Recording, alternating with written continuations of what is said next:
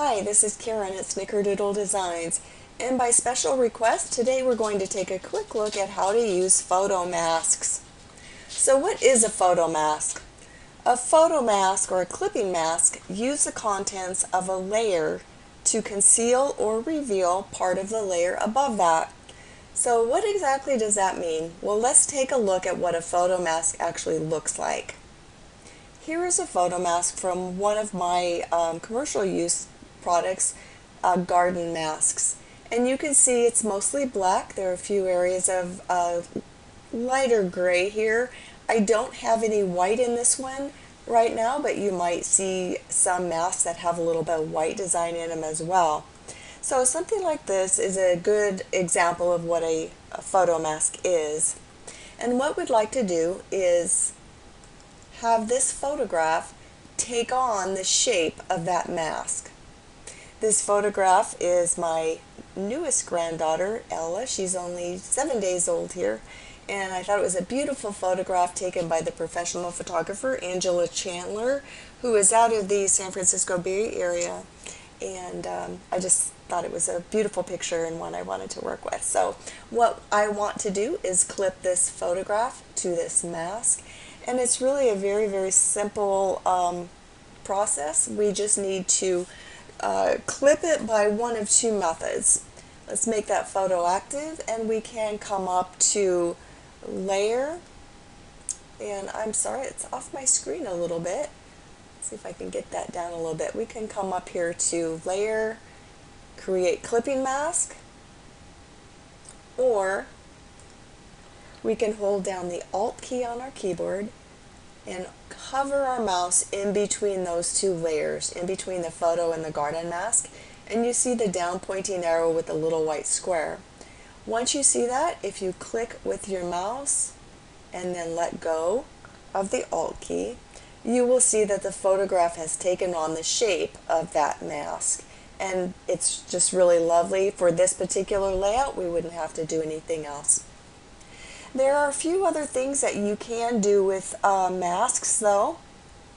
Let me just go through a couple of them. What if this mask didn't fit this photograph? Well, we could make the mask a little bit bigger. We could make it a little bit smaller. We could rotate it if we wanted to do that. You can also add to masks as you like with black. So say or any color really. Let's go ahead and do that with white. Let's add some white stars to this mask. So I'm going to make the mask active.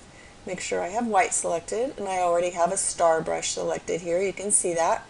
And let's just go ahead and add a few little white stars there. And you can see them right here on the mask. Turn my photograph on. Now you can see that the photo is in the normal blend mode, and it's taking on the shape of the mask, but it's not letting you see any of the transparent areas or any areas that are any color other than black.